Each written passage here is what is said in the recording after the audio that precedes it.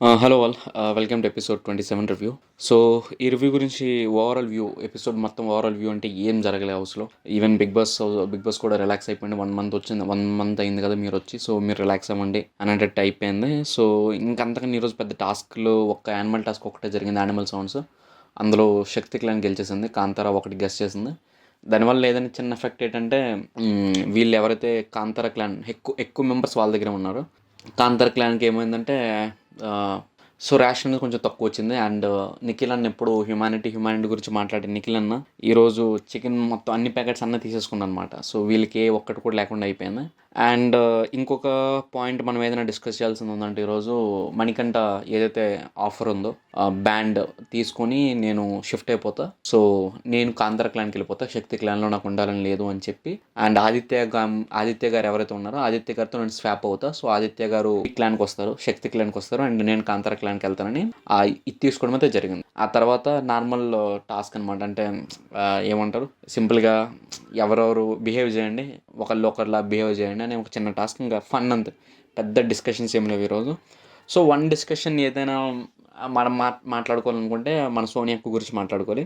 Sonia like తను నిఖిల్తో మాట్లాడుతూ అన్నది, లైక్ మేబీ పృథ్వీ విష్ణుకి పడిపోతుండేమో, ఫాలో అవుతుండేమో అని అనిపిస్తుందిరా అని అన్నది. అండ్ నీకేమైందంటే, లేదు వాడు గేమ్ ఎఫెక్ట్ అయిపోద్దేమో అని సోనియా అంటుందన్నమాట నిఖిల్తో. సో అక్క ఇద్దరు గేమ్ని ఎఫెక్ట్ చేస్తుంది, ఒకటి పృథ్వీరాజ్ అండ్ ఇంకొకటి వీడిని, నిఖిల్ని. అండ్ అమ్మాయి వచ్చి వీడి గేమ్ని ఎక్కడ ఎఫెక్ట్ చేస్తుందని బాధ, లేకపోతే అక్కకి తన మీద ఉన్న పవర్ ఎవరి మీద అంటే పృథ్వీరాజ్ మీద ఉన్న పవర్ పోతుందేమో భయమో నాకు అర్థం కావట్లేదు. బట్ అక్క అయితే ఫీల్ అయింది. అండ్ ఇంకొక పాయింట్ ఏంటంటే, ఆదిత్య ఓం గారు ఫీమ్ స్వాప్ అయ్యి వచ్చినప్పుడు కనీసం చెప్తున్నా కదా, ఎందుకు బలుపు నాకు అర్థం కాదు. ఎవరైతే మన సోనియా అక్క ఉందో ఎందుకు అంత బలుపు నాకు అర్థం కాదు. ఒక వ్యక్తి వచ్చాడు, నీ క్లాన్లోకి వచ్చాడు, కనీసం సెకండ్ అవ్వదు.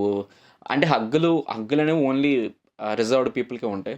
ఓన్లీ పెద్దోడు చిన్నోడికి మాత్రం హగ్గులు, మిగతా వాళ్ళు ఎవరికి హగ్గులు ఉండవు. సో అది ఒకటి నాకు కొంచెం డిస్గస్టింగ్. అంటే ఒక వ్యక్తి వచ్చాడు నీ క్లాన్లోకి, కనీసం ప్రాపర్గా వెళ్ళి స్మైల్తో షేక్ హ్యాండ్ అవ్వడం కూడా నీకు రాదు. బలుపు అనమాట, రాదు కాదు బలుపు. సో ఇది మొత్తం. అండ్ లాస్ట్ ఏదైతే టాస్క్ జరిగిందో, లైక్ ఒకళ్ళ క్యారెక్టర్ ఇంకోళ్ళు పోర్ట్రే చేయడంలో ఐ థింక్ నబిల్ చించేశాడు అసలు. ఏది తన ఆదిత్య గారి క్యారెక్టర్, ఈవెన్ అతను కూర్చున్న క్యారెక్టర్లో ఉన్నాడు అనమాట. లైక్ ఎక్కడ మిస్ చేయాలి ఆ క్యారెక్టర్ని. కూర్చున్నా తనకి ఆ స్టేజ్ మీదకి వెళ్ళి పర్ఫామ్ చేస్తున్నాడు, లేకపోతే కింద కూర్చున్నా ఆ క్యారెక్టర్లో ఉన్నాడు, చివరి వరకు ఉన్నాడు. And even he got prizes for it. తర్వాత వచ్చేసరికి పాపం సోనియా క్యారెక్టర్, సోనియా చిన్నోడు పెద్దోడు క్యారెక్టర్ పోర్ట్రే చేసేసరికి సోనియాకి ఎక్కడో మండుతున్నట్టు ఉంది. అంటే యాక్చువల్గా మనం చేసేవి ఇంకోటి చూపిస్తే తప్ప మనకు అర్థం కాదనమాట, రైటర్ రాగానే.